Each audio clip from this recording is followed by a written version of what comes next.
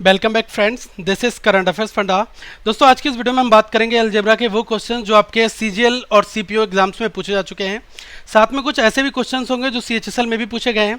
तो इनको हम एक स्मार्ट अप्रोच से सॉल्व करके बताएंगे कि एग्जामिनेशन में एग्जैक्टली आपको किस तरह से सोचना है और कैसे क्वेश्चन सॉल्व करने हैं। तो ये हमारा अलजेब्रा सीरीज का पार्ट 1 होगा। अब हम केवल प्रैक्टिस पेपर की बात करेंगे जो प्रीवियस ईयर्स में आपके क्वेश्चंस पूछे गए होंगे। तो अगर आप पहली बार वीडियो देख रहे हैं, चैनल को सब्सक्राइब कर लें ताकि हर एक वीडियो का अपडेट आपको मिलता रहे। और अगर आपको अलजेब्रा के कंसेप्ट देखने हैं दोस्तों, तो हमारी जो प्रीवियस वीडियोज़ हैं वो डिस्क्रिप्शन बॉक्स में लिंक दिया है, आप वहाँ से जाकर देख सकते हैं, या फिर आप सर्च भी कर सकते हैं algebra videos by current affairs funda. Okay, ये आप सर्च करेंगे तो आपको सारी वीडियोस करंट अफेयर्स फंडा के द्वारा जो बनाई हुई वीडियोस होंगी वो एग्जैक्टली आपको लिंक सारे मिल जाएंगे। ओके, अब सबसे पहला जो क्वेश्चन है इसमें लिखा है कि 243 is to power n/5 into 3 की पावर 2n+1 डिवाइडेड बाई 9 की पावर n इंटू 3 की पावर n-1। तो आपको ये कंप्लीटली सॉल्व करना है। अब यहाँ पर ट्रिक क्या अप्लाई करनी है कि यहाँ पर 243 दिया है, यहाँ पर 3 दिया है, यहाँ पर 9 दिया है, यहाँ पर 3 दिया है, तो सबको हमें 3 के टर्म्स में बना लेना है। तो आपको ये पता होना चाहिए कि 243 जो है इसको अगर 3 के टर्म्स में बनाओगे तो ये क्या बन जाएगा, 3 की पावर 5 आपका बन जाएगा। ओके, और ऑलरेडी n/5 लगी है तो ये क्या हो जाएगा, n/5। ओके, अब यहाँ पर आप ध्यान रखना कि 3 की पावर क्या है, 2n+1, इसको आप एज इट इज रखो। ओके, अब यहाँ पर 9 था, 9 को अब क्या बनाओगे, 9 को हम लिख सकते हैं 3 स्क्वायर, तो ये क्या बन जाएगा, 3 की पावर 2n इंटू 3 की पावर n-1। आप इसको एज इट इज़ यहाँ पर रखो। ठीक है, अब देख लो क्या क्या चीज़ें कैंसिल हो सकती है। 5 से आपका 5 कट गया, 3 की पावर n यहाँ पर बचा। ठीक है, अब ये क्या है, 3 की पावर 2n+1, तो जब मल्टीप्लाई है तो पावर ऐड हो जाएंगी, तो पावर क्या क्या हो जाएगी, 3 की पावर n। ठीक है, और इसको हम सारी पावर्स को यहाँ पर ऐड करके एक बार में एक लाइन में ही लिख दे रहा हूँ। तो n प्लस ये कितना है, 2n+1, यहाँ पर आप और लिख दो, डिवाइड बाई ये कितना था, 3 की पावर 2 इंटू n है, इंटू 3 की पावर n-1 है। तो यहाँ पर अगर आप 2n, ठीक है, और ये क्या हो जाएगा प्लस n-1। ओके, तो 2n में अगर आप n जोड़ोगे तो 3n होगा, 3n-1 हो जाएगा। तो यहाँ पर हम क्या लिखेंगे, 3 की पावर 3n-1। ठीक है, गुणा में घातें जुड़ जाती हैं, चीज़ आप ध्यान रखना। अब ये नीचे वाली चीज़ है, इसको ऊपर ले जाओ तो ये माइनस में अल्टीमेटली बन जाएगी। तो ऊपर क्या बचेगा, ऊपर बच जाएगा n+2n, 3n हो गया ना, तो 3 की पावर क्या हो गया, 3n+1 इंटू इस वाली चीज़ को अगर आप ऊपर ले जाओगे तो सारे वैल्यूज़ माइनस हो जाएंगे। ठीक है, 3n क्या हो जाएगा, माइनस का हो जाएगा, और जो आपका माइनस का बनी है +1 का हो जाएगा। तो मतलब हम क्या लिखेंगे, माइनस का 3n+1। अब फिर से मल्टीप्लाई में पावर को आप क्या कर सकते हो, ऐड कर सकते हो। ओके, तो 3 की पावर क्या हो जाएगा, ये हो जाएगा 3n+1 और माइनस का 3n+1। अब देखो 3n से 3n आपका कैंसिल हो गया, 1+1 क्या बचा, 2 हो गया। तो ये 3 की पावर 2 और ये क्या हो गया आपका 9 आ गया। अब देख लो आपका राइट आंसर क्या है, 9 भी दिया हुआ है, तो ये आपका राइट आंसर हो गया। दोस्तों, सब कुछ कैलकुलेशंस के ऊपर है। अगर आपने हमारी सर्ट्स एंड इंडाइसेस की वीडियोस नहीं देखी हैं तो आप डिस्क्रिप्शन बॉक्स में जाएं, आपको लिंक मिल जाएगा, या फिर आप सर्च कर सकते हैं shirts and indices by current affairs funda. ठीक है, तो ये टॉपिक जो है सर्ट्स एंड इंडाइसेस में हम ऑलरेडी आपको पावर बता चुके हैं कि पावर किस तरह से आपको ब्रेक करनी है, तो वो चीज़ आप वहाँ से सीख सकते हैं। सेकेंड क्वेश्चन की हम यहाँ पर बात करते हैं। इसमें लिखा है √7 - 2 divide by √7 + 2 equals to a√7 + b। तो आपको a की वैल्यू यहाँ पर फाइंड करनी है। ये आपका सीपीओ एसएससी में क्वेश्चन पूछा जा चुका है। तो देखो, सबसे पहले हम एलएचएस को यहाँ पर ले लेते हैं। ठीक है, एलएचएस को लेकर हम क्वेश्चन सॉल्व करते हैं। तो √7 - 2 डिवाइडेड बाई √7 + 2। अब क्या करो, इसका कॉन्जुगेट कर दो। कॉन्जुगेट करने के लिए जो आपका ये वाला पोर्शन है इसका आप निगेटिव करके मल्टीप्लाई करेंगे, मतलब कि √7 - 2 डिवाइडेड बाई √7 - 2, ये इससे मल्टीप्लाई कर देंगे। ठीक है, तो क्या है कि इन ये दोनों आपस में होल स्क्वायर हो गए, तो हम क्या लिख सकते हैं, √7 - 2 का होल स्क्वायर हो गया। अब नीचे के लिए अगर आप इन दोनों की मल्टीप्लाई करोगे तो एक बार √7 का स्क्वायर हो जाएगा, ठीक है, माइनस का 2 का होल स्क्वायर, ये चीज़ आपकी बन गई। अब ऊपर अगर आप इस होल स्क्वायर को ओपन करोगे तो क्या बचेगा, 7 + 4 - 4 √7, ये चीज़ बन गई। अब अगर आप इस चीज़ को ओपन करोगे तो क्या आ जाएगा, ये आपका आ जाएगा 7 - 4 यहाँ पर। अब फर्दर इसको सॉल्व करोगे तो 7 + 4 कितना हो गया, 11 - 4 √7 डिवाइडेड बाई 7 - 4 कितना हो गया, 3। इसको आप अलग अलग कर लो, 11/3 कर लो यहाँ पर, माइनस 4 √7 जो है डिवाइड बाई 3 कर लो। अब ये ऊपर वाला जो पोर्शन था इसको हमने इस पोर्शन में कन्वर्ट कर लिया। अल्टीमेटली जो यही चीज़ है, यही चीज़ तो यहाँ पर आपको मिल रही है, और ये चीज़ किसके बराबर थी, a√7 + b के बराबर थी ना। तो यहाँ पर हम इसको RHS के बराबर रख देते हैं। अब देखो a√7 है तो हम क्या करते हैं, a√7 यहाँ पर रख लेते हैं और जो b है वो हम यहाँ पर रख लेते हैं, दोनों वैल्यू पॉजिटिव। ऐसा मैंने क्यों किया, क्योंकि देखो यहाँ पर अगर मैं इसको दो फ्रैक्शन मानता हूँ कि एक फर्स्ट पार्ट और ये सेकंड पार्ट, ये भी हमारा फर्स्ट पार्ट और ये सेकंड पार्ट, तो यहाँ पर √7 दिया, यहाँ पर √7 दिया, तो हम आसानी से कंपेयर कर सकते हैं। अब देखो b की वैल्यू अगर 11/3 आपकी बन जाएगी ना, क्योंकि हम यहाँ पर कंपेरिजन कर रहे हैं, तो यहाँ से आपकी b की वैल्यू क्या आ गई, 11/3 आ गई। अगर आपको a की वैल्यू निकालनी है तो a के साथ √7 है, यहाँ पर भी √7 है, तो a की वैल्यू क्या आ जाएगी, -4/3। सिंबल का ध्यान जरूर रखना, -4/3। तो देखो a की वैल्यू भी हमें यहाँ से मिल गई, b की वैल्यू मिल गई। क्वेश्चन क्या पूछ रहा है, वैल्यू a की निकालनी है, a की वैल्यू क्या है, -4/3। तो ऑप्शन नंबर आपका क्या है, पहला वाला, ये आपका राइट आंसर बन जाएगा। ठीक है, ये आपका सीपीओ का क्वेश्चन आया हुआ है। ये दोस्तों आपका CHSL में क्वेश्चन है। इसमें लिखा है कि अगर 2x - y divided by x + 2y = 1/2, तो आपको वैल्यू जो है इस वाले फंक्शन की निकालनी है कि इसकी वैल्यू आपकी क्या आएगी, 3x - y divided by 3x + y, इसकी वैल्यू आपको फाइंड आउट करनी है। अब देखो क्या करो कि आप इस वाले पोर्शन को पहले सॉल्व कर लो। अब जब आप इस वाले पोर्शन को सॉल्व करोगे तो x और y की टर्म्स में आप रेशियो बना लो, बहुत आसान है। क्या करो, 2 के अंदर मल्टीप्लाई कर दोगे तो ये क्या बन जाएगा आपका, ये आपका बन जाएगा 4x, और 2 की y से करोगे कितना आ जाएगा, 2y = x + 2y की 1 से मल्टीप्लाई करोगे तो यही चीज़ तो आपकी आ जाएगी। अब क्या करो, x की टर्म्स को एक तरफ कर लो, y की टर्म को एक तरफ कर लो, तो क्या आ गया, 4x, इधर आके -x हो जाएगा। अब माइनस का 2y उधर जाएगा तो कितना हो जाएगा, ये आपका 4y हो गया। 4x में से एक x कटाया, कितना बचा, 3x = 4y। अब क्या करो, x और y की टर्म्स में बना लो, x यहाँ पर ही रखो, y को यहाँ पर लिख लो। अब यहाँ पर 4 पहले लिखा हुआ था, 3 आपका जाके नीचे पहुँच जाएगा। तो x की वैल्यू 4 आ गई, y की वैल्यू कितनी आ गई, 3 आ गई। ओके, अब इन दोनों को x और y की जो वैल्यूज हैं इसको ले जाकर इस इक्वेशन में पुट कर दो, बहुत आसान है। तो क्या हो जाएगा, 3 × x की वैल्यू 4 है ना, तो माइनस y की वैल्यू कितनी है, 3। अब नीचे इसी तरह से करेंगे, ये कितना हो जाएगा, 4 प्लस y की वैल्यू कितनी है, 3। तो 12 में से 3 घटाया, कितना बचा, 9। अब 12 + 3 जोड़ लिया, कितना हो गया, 15 हो गया। 9/15 आपका आ गया। अब इसको 3 से 3 टाइम, 3 से 5 टाइम, 3/5 आपका इस वाले फ्रैक्शन की वैल्यू आ जाएगी। ये आपका राइट आंसर हो गया। क्वेश्चन दोस्तों बहुत आसान है, केवल आपको हल्का सा ब्रेन अपना यूज करना है। अब देख लो राइट आंसर जो है आपका ये क्या है, ये वाला है, 3/5 is the right answer. Fourth question की हम यहाँ पर बात करते हैं। अब देखो इसमें क्या दिया है कि x + 1/x = 5 दिया है, तो आपको इस वाले मॉड्यूल की वैल्यू निकालनी है। बहुत सारे तरीके होते हैं क्वेश्चन सॉल्व करने के, लेकिन हम क्या करने वाले हैं कि इस वाले पोर्शन को जब हमें सॉल्व करना है इस वाले पोर्शन की हेल्प से, तो हम क्या करते हैं कि इस वाले पोर्शन को कुछ कुछ ऐसा बनाएंगे।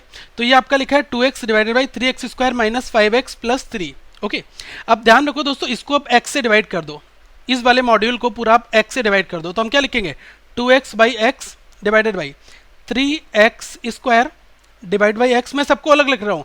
अगर आप यहाँ पर 3x² माइनस का 5x + 3 इसको आप x से डिवाइड करोगे तो आप ओपन कर लो, तो 3x² डिवाइड बाई x हो गया, माइनस का 5x डिवाइड बाई x हो गया, प्लस 3y आपका x ही हो गया। ठीक है, अब देखो x से आपका x ये कट गया, x से एक पावर कट गई और इससे ये कट गया। तो अब अल्टीमेटली देख लो आपके पास बचता क्या है, तो बचेगा 2 डिवाइडेड बाई, यहाँ पर क्या बचा 3x, यहाँ पर क्या बचा माइनस का 5 और यहाँ क्या बचा 3/x। अब एक काम कर लो कि x वाली टर्म्स को एक तरफ ले आओ, तो देखो 2 डिवाइड बाई ये क्या है 3x माइनस 5 को मैं उधर ले जाऊंगा और 3/x को इधर ले आऊंगा, तो 3 + 3/x को मैं इधर ले आया और -5 को मैंने यहाँ पर रख लिया। अब दोस्तों 3x + 3/x में 3 कॉमन है, 3 कॉमन ले लो, तो 3 यहाँ पर कॉमन आ जाएगा, क्या आ जाएगा x + 1/x, ये चीज़ बच गई, -5 ऐसे रख दिया। अब क्वेश्चन में x + 1/x की वैल्यू 5 दी है, 5 यहाँ पर रख दो, तो क्या बन गया 2 डिवाइड बाई 3 × 5 और ये क्या है नीचे के लिए -5। ओके, तो इस चीज़ का ध्यान रखना है कि किस तरह से हमें अपने क्वेश्चन को सेट करना होता है। फाइन, अब ये आपका क्या बन गया 15 में से आप 5 को लेस कर दो, क्या बचा 15 में से 5 गया 10 बचा, तो क्या मिल गया 2/10 और 2/10 को क्या लिख सकते हैं 1/5। तो अब देख लो इसमें ऑप्शन में क्या दिया 1/5 आपका लास्ट वाला ऑप्शन दिया है, ये आपका राइट आंसर हो गया। क्वेश्चन बहुत आसान है, केवल फ्लो देखना। मैं थोड़ा सा स्पीड से सारे क्वेश्चन करा रहा हूँ ताकि आपकी प्रैक्टिस अच्छी हो जाए और ज़्यादा क्वेश्चन हम सॉल्व कर सकें। फिफ्थ वाला दोस्तों क्वेश्चन है, इसमें लिखा है x + y = 2z, then the value of x/x - z plus z/y - z। ये दोस्तों CPO 2012 का क्वेश्चन है। थोड़ा सा ब्रेन यूज करना है इस क्वेश्चन को सॉल्व करने के लिए। एग्जामिनर आपको ऐसे क्वेश्चन देगा जिसको आप आसानी से बना सकें। अब कुछ कुछ आपको ये सोचना है कि इस वाले पोर्शन में x और y की ऐसी कौन सी वैल्यू रख दें जिससे आपका ये सेटिस्फाइड यहाँ पर हो जाए। तो आपके मन में एक क्वेश्चन आ जाएगा, क्यों ना हम x और y और z तीनों की वैल्यू 1 को रख दें। तो आपने यहाँ पर 1 1 रखा, कितना हो गया 2, और 2 इंटू 1 2, 2 इंटू 2 2 के बराबर हो गया, ये आपका सेटिस्फाइड कर जाएगा। लेकिन अगर आप x y z तीनों की वैल्यू 1 ले रहे हो और यहाँ पर आप रख रहे हो, तो मतलब 1 डिवाइडेड बाई 1 माइनस 1, ये आपका 0 हो गया ना, 1 बाई 0, तो यहाँ पर अनडिफाइंड हो रहा है। तो इसीलिए आपको ये वाली वैल्यूज़ नहीं लेनी। अब कुछ कुछ और सोचना है। अब आप क्या सोच सकते हो, ऐसी वैल्यूज़ आपको रखनी है। तो मैं इस बार क्या कर रहा हूँ, x की वैल्यू 3 ले रहा हूँ, y की वैल्यू इस बार मैं -1 ले रहा हूँ, ठीक है, और z की वैल्यू मैं क्या रख रहा हूँ, 1 रख दे रहा हूँ। ओके, अब इन तीनों वैल्यूज़ को रख के देखते हैं। ये मैंने x के लिए रखा है, ये y के लिए और z के लिए। क्या मेरा ये सेटिस्फाइड हो जाएगा? x की वैल्यू 3 रखी, माइनस का 1 इज इक्वल्स टू 2 इंटू 1 2, 3 में से एक गया, कितना बचा 2, और 2 के बराबर हो गया। मतलब ये चीज़ यहाँ पर सेटिस्फाइड हो रही। अब आ जाओ ये सारी वैल्यूज़ को लेकर यहाँ पर सॉल्व करने के लिए। x की वैल्यू 3 है, तो मैंने क्या रख दिया 3 डिवाइडेड बाई 3 माइनस 1, कितना हो गया ये आपका कितना हो गया 2 हो गया ना। मैंने x की वैल्यू को 3 लिया है और x माइनस जेड कर रहा हूँ, 3 माइनस 1, तो ये कितना हो गया 2 हो गया, प्लस z की वैल्यू कितनी है 1 है, और y माइनस जेड की बात हो रही है, तो y की वैल्यू क्या है -1 है। ओके, और z की वैल्यू भी यहाँ पर क्या है, ये है 1, तो क्या हो जाएगा -1 और -1, ठीक है। तो ये हमारा क्या हो जाएगा, माइनस का 2 हो जाएगा। तो मतलब क्या लिखेंगे 3/2 माइनस 1/2, ये चीज़ आपकी यहाँ पर बन गई। ओके, अब इसको फर्दर आप सिंप्लीफाई कर लो, तो ये आपका 2 हो गया, 2 1 जा 2, 3 माइनस 1, तो 2/2 आपका आ गया, और अल्टीमेटली यहाँ पर हम क्या मिल जाएगा 1 मिल जाएगा। 2 से 2 कटा 1 का राइट आंसर हो गया। तो आपसे क्वेश्चन क्या पूछा था, इस वाले फंक्शन की वैल्यू क्या आएगी, टोटल इसको सॉल्व करोगे तो आपका 1 आएगा, और देखो ऑप्शन आपका दिया हुआ है, राइट आंसर आपका क्या हो गया 1 हो गया। तो कुछ इस तरह से हम अपने क्वेश्चंस को दोस्तों सॉल्व करते हैं, ताकि हमें आसानी से कुछ स्टेप्स पता चल जाए। अब अगर मैं आपको बताऊं कि अगर आप क्या करो कि इसको अगर आप वेरिएबल लेकर सॉल्व करोगे तब भी क्वेश्चन हो जाएगा, लेकिन एग्जाम में ऐसी अप्रोच मत करना। ओके, आप यही फंडा लगाना ताकि आप आसानी से वैल्यू को फाइंड आउट कर सकें। 6 नंबर का क्वेश्चन जो है, इसकी हम यहाँ पर बात करते हैं। इसमें देखो लिखा हुआ है कि अगर a और b जो है वो positive, if a and b be the positive integers, ठीक है। ये सीजीएल 2010 का बहुत ही जरूरी इंपॉर्टेंट क्वेश्चन है, ध्यान से इसको देखना। लिखा है if a and b be positive integers such that a square minus b square equal to 19, then the value of a। तो आपको a की वैल्यू बतानी है, क्या यहाँ पर होगी। अब a और b क्या है, ये पॉजिटिव इंटीजर्स हैं, तो किसी भी हालत में a और b आपके फ्रैक्शन में नहीं आने चाहिए, मतलब कि पूरी की पूरी वैल्यू a और b की आनी चाहिए, तभी आपका क्वेश्चन यहाँ पर बनेगा। अब दोस्तों इस तरह के क्वेश्चंस को हम हमेशा हमेशा ऑप्शन से करेंगे। सबसे पहले आपका ये ऑप्शन दिया है, सेकंड पर ये, थर्ड पर ये, फोर्थ पर ये। मैं क्या करता हूँ, पहले ऑप्शन से स्टार्ट करता हूँ 19 को। तो मैं मानता हूँ कि a की वैल्यू 19 है, तो जैसे ही आपने 19 रखा तो कितना आ गया 361 रख गया, ठीक है। अब माइनस का बी स्क्वायर इक्वल टू 19 हो गया। अब आप क्या करो, बी स्क्वायर को इधर ले जाओ, 19 को इधर ले आओ। अगर मैं 361 में से 19 को लेस करता हूं तो मुझे कितना मिलेगा 342 मिलेगा, और ये किसके बराबर हो जाएगा, ये हो जाएगा आपका बी स्क्वायर के। तो दोस्तों 342 का किसी का पूर्ण वर्ग होता है, बिल्कुल नहीं होता है, आपका फ्रैक्शन डेसिमल में आ जाएगा, तो ये आपका इंटीजर वैल्यू नहीं बनेगा। तो इसलिए आपका ए इक्वल टू 19 ये बिल्कुल कभी भी नहीं बन पाएगा। ओके, अब मैं क्या करता हूँ, सेकेंड वाले केस को रख देता हूँ, एक बार 9 को रख देता हूँ। तो 9 को जैसे ही मैंने रखा तो ए स्क्वायर कितना हो गया 81 आपका हो गया, और इसमें से आप 19 को लेस कर दो और माइनस का बी स्क्वायर उधर जाएगा, कितना हो जाएगा प्लस का बी स्क्वायर। 81 में से जैसे ही मैं 19 को घटाता हूं तो कितना मिलेगा 62 मिलेगा, और ये बी स्क्वायर हो जाएगा। जब आप बी को सॉल्व करोगे तो क्या 62 किसी का, 62 किसी का पूर्ण वर्ग होता है, बिल्कुल नहीं होता है, तो ये भी आपका नहीं बन पाएगा। ओके, तो ये भी आपका रॉन्ग हो गया। अब एक बार तीसरा हम 20 रख के देख लेते हैं। 20 का मतलब क्या होता है 400 होता है, और ये आपके 19 इधर रहेंगे और आपका बी स्क्वायर उधर पहुंच जाएगा, ये पॉजिटिव हो जाएगा, क्योंकि 19 इधर पॉजिटिव थे उधर जाएंगे नेगेटिव हो जाएंगे, इस चीज़ का ध्यान रखना। 400 में से अगर मैं 19 को घटाता हूँ कितना होना 381, और बी स्क्वायर क्या 381 पूर्ण वर्ग होता है, बिल्कुल नहीं होता है, तो ये भी आपका बाहर हो गया। अब 3 ऑप्शन तो हमारे गलत हो गए, एक कोई ना कोई तो ठीक होगा, तो ऑब्वियसली ब्लाइंडली फॉलो कर लो, लास्ट वाले को बगैर चेक करे। लेकिन मैं आपको यहाँ पर चेक करके दिखाऊंगा कैसे होगा। 10 का स्क्वायर कितना हो गया 100, अब ये -19 इधर आएगा और ये बी स्क्वायर उधर चले जाएंगे आपके। तो 100 में से अगर मैं 19 को घटाता हूँ कितना बनता है 81 इक्वल टू बी स्क्वायर। अब देखो 81 पूर्ण वर्ग होता है, ये 9 का होता है, ठीक है, तो हमें बी भी पॉजिटिव इंटीजर मिल जाता है, ठीक है। तो इसका मतलब ए की वैल्यू जो है अगर मैं 10 रखूंगा तो मेरा राइट आंसर ये बन जाएगा, और अब आपके अलावा आपके पास कोई ऑप्शन भी नहीं रहता है केवल यही ऑप्शन रखने के लिए, ठीक है। तो आपका ए की वैल्यू कितनी हो जाएगी 10 हो जाएगी, ठीक है। अगला जो दोस्तों क्वेश्चन है इसके हम यहाँ पर बात करते हैं नंबर 7 की। अब देखो 7th क्वेश्चन में दिया है if root 0.03 into 0.3a equal to 0.3 into 0.3 into root b, तो आपको ए रेशियो बी पूछा है। बहुत ही आसान क्वेश्चन है, कुछ मत करो, दोनों साइड स्क्वायर कर दो। जैसे आपने स्क्वायर किया तो ये चीज़ कितनी हो जाएगी, 0.03 हो गई इंटू 0.03 है, क्योंकि जब आप दोनों साइड आप क्या स्क्वायर करोगे तो रूट हट जाएगा ना। अब जब स्क्वायर कर रहे हो तो इन दोनों वैल्यू का भी स्क्वायर साथ में हो जाएगा। ओके, तो यहाँ पर अगर मैं इन दोनों की मल्टीप्लाई करता हूँ तो मल्टीप्लाई क्या आएगी, 0.9 आएगी, और जब मैं स्क्वायर कर रहा हूँ तो 0.09 आएगी। ठीक है, तो मल्टीप्लाई करोगे 0.09 से यहाँ पर फिर से, ठीक है, क्योंकि इसका स्क्वायर हो रहा है, और रूट बी का स्क्वायर कितना हो जाएगा, इंटू बी हो जाएगा डायरेक्टली। ओके, अब देख लो क्या क्या आपका यहाँ पर कटने वाला है। ओके, अब देखो डेसिमल से ये वाला डेसिमल आपका ऐसे ही खत्म हो गया। ठीक है, अब 3 से इसको पूरा खत्म कर दो, 3 टाइम्स ये चला जाएगा। फाइन, अब एक चीज़ का ध्यान रखना कि अगर मैं यहाँ पर ये चीज़ फिनिश करता हूँ तो ऐसा करो a बाई बी में बना लेते हैं। तो a यहाँ पर ऑलरेडी है, ये b को मैं इधर ले आता हूँ। अब यहाँ पर जो चीज़ है उसको आप ऐसा ही रखो, 3 इंटू 0.09 था डिवाइड बाई, अब 0.03 आपके इधर आ जाएंगे। ठीक है, अब तब आपका जीरो हट सकता है जब आप यहाँ पर एक जीरो नीचे लगाओगे। ठीक है, तो मैं क्या करता हूँ, एक जीरो यहाँ पर लगा लेता हूँ। अब ये दशमलव दो दशमलव दोनों हट गए, 3 से कितने बार गया, 10 बार, तो ये कितना बचा, 9/10। तो ए और बी का जो रेशियो है वो कितना आ जाएगा, 9:10। दोस्तों मेथड बहुत सारे हैं, आप और भी डिवीजन मल्टीप्लाई कर करके थक जाओगे, लेकिन आपका आंसर यही आएगा। तो मेरा ये मानना है कि हम कम स्टेप्स में क्वेश्चन को सॉल्व करें। ओके, तो 9/10 देख लो, आपका लास्ट वाला जो ऑप्शन दिया है इसमें 9/10 दिया है, ये आपका सीजीएल 2011 में पूछा गया प्रश्न है। अब इस क्वेश्चन को बहुत ही ध्यानपूर्वक देखना, क्योंकि बहुत इंपॉर्टेंट क्वेश्चन है दोस्तों, बहुत सारे लोग इसमें कंफ्यूज होते हैं। तो उस कंफ्यूजन से पहले मैं आपको एक छोटी सी चीज़ बताना चाहूँगा कि अगर कभी भी आपको कहा जाए कि डायरेक्टली प्रोपोर्शनल या इनवर्सली प्रोपोर्शनल, ठीक है, या फिर प्रोपोर्शनल या इनवर्सली, अगर दो टर्म की बात हो तब आपको क्या करना है, थोड़ा सा फंडा नोट डाउन कर लो। अगर मैंने कहा कि x वेरीज इनवर्सली, ठीक है, प्रोपोर्शनल टू बाई, तो क्या हो जाएगा, x 1/बाई, ये लिखेंगे इनवर्स वाले केस में। अगर केवल मैं बोलूं डायरेक्टली प्रोपोर्शनल तो x बाई, ये वाली चीज़ लिखनी है। ओके, आई होप आपको समझ में आ गया होगा। अब आ जाते हैं क्वेश्चन के ऊपर। क्वेश्चन में कहा है, पहली लाइन में ही ट्रिक छुपी हुई है कि क्या मतलब है। इसमें लिखा है x varies inversely as a square of by. तो यहाँ पर इक्वेशन जिसने बना ली उसने क्वेश्चन सॉल्व कर लिया, x 1/बाई स्क्वायर, क्योंकि बाई स्क्वायर का इनवर्सली की बात हो रही है। ठीक है, तो यहाँ पर ये आपकी इक्वेशन बन जाएगी। जैसे ही आप इसमें ये वाला सिंबल हटाओगे तो आपको यहाँ पर एक कांस्टेंट लगाना होगा, तो x equal to k into 1/बाई स्क्वायर हो गया। अब इसमें दो चीज़ें दी हैं इस वाली इक्वेशन के लिए, given that by equal to 2, x equal to 1।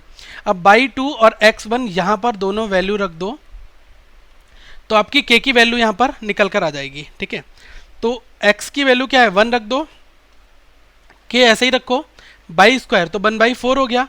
तो अगर मैं यहाँ पर k निकालूंगा तो k मुझे कितना मिल गया, 4 मिल गया। ठीक है, अब k की वैल्यू आपको मिल गई है। ओके, इस वाली इक्वेशन को मैं 1 मान लेता हूँ। ठीक है, इक्वेशन नंबर 1 मैंने यहाँ पर मान लिया। अब मुझे k की वैल्यू 4 मिल गई है। अब बाद में कहा गया है the value of x for by equal to 6, मतलब कि k वाली वैल्यू आपको 4 दी है, ये मैंने निकाल ली यहाँ पर, और साथ में बाई की वैल्यू एक 6 दी है। तो इस वाली इक्वेशन, अगर मैं इस इक्वेशन नंबर 1 में ये दोनों वैल्यू रखूं तो मुझे x की वैल्यू बताओ कितनी निकल कर आएगी। x आपसे पूछा है इस k इक्वल टू 4 और बाई इक्वल टू 6 के लिए। तो आप क्या करो, 4 और 6 दोनों वैल्यू यहाँ पर रख दो। ठीक है, तो जैसे ही आप x रखोगे तो k कितना है आपका, 4 है, into 1 divided by by square है, तो कितना हो गया, 36 हो गया। 4 से 9 बार जाएगा तो कितना आ गया, x इक्वल टू कितना आ गया आपका, 1/9। ये चीज़ आपकी यहाँ पर निकल कर आ जाएगी। अब आप यहाँ पर टैली करा लो कि आपका राइट आंसर क्या बनेगा। ओके, तो ये आपका क्या बन जाएगा, 1/9, ये आपका दोस्तों राइट आंसर यहाँ पर बन जाएगा। ओके, एक और क्वेश्चन यहाँ पर 9th वाला देख लेते हैं। बहुत ही आसान क्वेश्चन है, लेकिन थोड़ा ध्यान देना यहाँ पर। अब इसमें लिखा है कि if x square plus by square plus 2x plus 1 equal to 0, इस वाली इक्वेशन की वैल्यू 0 के बराबर है। तो आपको वैल्यू निकालनी है x की पावर 31 प्लस बाई की पावर 31। दोस्तों अगर आप बहुत शार्प हैं वैल्यूज़ को रखने में, तो आप अगर ऐसा कुछ इमेजिन कर लेते हैं कि x और बाई की वैल्यू आपने मन में कोई भी मान ली और आप इस इक्वेशन में रख कर वैल्यू 0 ला रहे हो, तो आप वही वैल्यू x और बाई की जो आपने निकाली है वो आप पावर यहाँ पर बनाकर क्वेश्चन सॉल्व कर लेते हो। लेकिन अगर आप इसको नहीं रख पाते हो, क्योंकि थोड़ा सा टफ है वैल्यू को एज्यूम करना, टाइम हमारे पास बहुत कम होता है, तो कहीं ना कहीं क्वेश्चन इसमें कोई ट्रिक छुपी हुई है। तो देखो ये क्या है, x square plus by square plus 2x plus 1 equal to 0, ये चीज़ आपको दी है। तो आप यहाँ पर क्या करो कि इस बाई स्क्वायर को अलग रख लो और 2x प्लस 1 और x स्क्वायर को एक साथ रख लो। तो x square plus 2x plus 1 plus by square is equals to 0 बन गया। अब ये देख लो क्वाड्रेटिक बन गई, इसको सॉल्व करना मैं आपको ऑलरेडी सिखा चुका हूँ। तो ये आपका अल्टीमेटली x प्लस 1 का होल स्क्वायर बनेगा, ठीक है। X square plus 2x plus 1, अगर इसको ओपन करोगे x प्लस 1 को होल स्क्वायर को, तो ये चीज़ मिल जाएगी plus by square equal to 0। अब ये आपको एक बार 0 के x प्लस 1 का होल स्क्वायर है तो x इक्वल टू क्या आ जाएगा, -1 आ गया, और यहाँ पर बाई क्या आ जाएगा, 0 आ जाएगा। अब आपको ये दो वैल्यू यहाँ पर मिल गई x और बाई की। अगर दोस्तों इन दोनों वैल्यू को इस इक्वेशन में रखोगे आपको 0 मिल जाएगा, ओके। अब आप क्या करो, इन दोनों वैल्यू को रख के यहाँ पर क्वेश्चन सॉल्व कर लो, बहुत आसान है। x की पावर -1, देखो एक चीज़ का ध्यान रखना कि यहाँ पर पावर क्या है, 31 है, तो पावर क्या है, ऑड है। जब पावर ऑड होती है और यहाँ पर -1 है तो ऑब्वियसली क्या बनेगा, -1 की पावर 31, और जब -1 की पावर ऑड आपकी बनेगी तो क्या आंसर आएगा, -1 ही इस केस में यहाँ पर आएगा। तो -1 आ गया, प्लस बाई की पावर 35, तो बाई की पावर 0 रख दो, ओके। तो ये क्या आपका बन गया, बाई की पावर 35 है ना, तो ये 0 की पावर 35 हो जाएगी, सॉरी यहाँ पर 0 की पावर 35 हो जाएगी। 0 की पावर 35 क्या बन जाएगा, 0 बन जाएगा। तो -1 आपका यहाँ पर राइट आंसर केवल आ गया, ओके। तो ये आपका फर्स्ट वाला ऑप्शन यहाँ पर करेक्ट हो गया, ओके। अब एक क्वेश्चन और हम देखते हैं 10th वाला, थोड़ा सा ट्रिकी है, इसको ध्यान से देखना। अब इसमें क्या है कि आपको अपना ब्रेन यूज़ करना है, बहुत आसान क्वेश्चन है। इसमें दिया है a plus 1 divide by b equal to 1, तो आपको a और b की कुछ ऐसी वैल्यू रखनी जिसकी कि आपका आंसर 1 हो जाए। सबसे पहले आप यही सोचते हो कि a की वैल्यू 1 रख दो, b की वैल्यू 1 रख दो, क्या यहाँ पर आएगा। मैंने 1 plus 1 divided by 1 equal to 1, 2 equal to 1 नहीं बना, तो मतलब ये फंडा यहाँ पर अप्लाई नहीं करोगे, कुछ और सोचो। तो मैंने क्या सोचा, मैंने इस बार सोचा कि मैं a को हाफ रख देता हूँ और b को मैं यहाँ पर 2 रख देता हूँ, तो क्या इससे मेरा कुछ बन जाएगा। a को हाफ रखा मतलब कि 1/2 a की जगह पर, और b की जगह पर केवल 2 रखा तो ये भी 1/2 हो गया। अब 1/2 प्लस 1/2 हाफ और हाफ क्या होता है, 1 इक्वल टू 1, मतलब कि ये a और b की दो वैल्यू सेटिस्फाइड कर गई, ओके।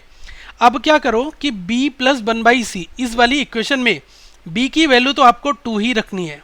अब आप c की वैल्यू कोई ऐसी रख दो जिससे आपका 1 बन जाए, ठीक है। तो मैं क्या करने वाला हूँ, इस बार c को मैं रख देता हूँ, क्या रखूँ बताइए, c को मैं -1 रखूँगा। क्यों रखूँगा, क्योंकि देखो b की वैल्यू 2 है ना, और मैंने c को -1 रख दिया, तो +1 डिवाइड बाई -1 यहाँ पर, केवल मैं इतने वाले पोर्शन की बात कर रहा हूँ, चलो बराबर 1 भी रख देता हूँ।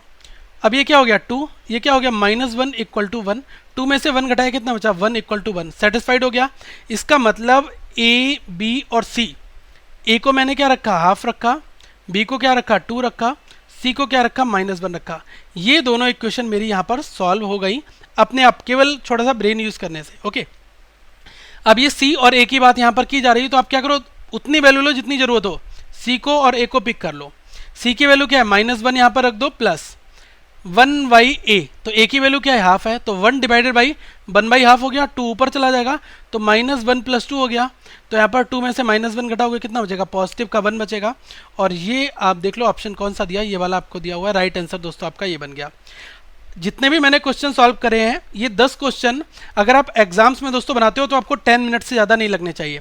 मैंने तो आपको एक एक स्टेप बताया है, करके दिखाया है, लेकिन एग्जाम्स में आप इन क्वेश्चन को 8-7 मिनट में सॉल्व कर सकते हो, क्योंकि क्वेश्चन थोड़े से ट्रिकी हैं लेकिन आसान है, ओके। तो अगली वीडियो में मैं आपसे ऐसे क्वेश्चन और भी डिस्कशन करूंगा।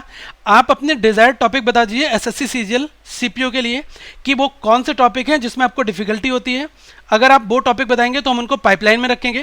दोस्तों कमेंट करके जरूर बताएं कि आपको कौन से टॉपिक पर अपकमिंग डेज में क्वांट के लिए वीडियोस चाहिए, तो हम उनको पहले प्रेफर करते हुए जिन लोगों की ज़्यादा रिक्वेस्ट होगी जिस टॉपिक के ऊपर, तो हम उसको पहले डिस्कशन करेंगे, ओके।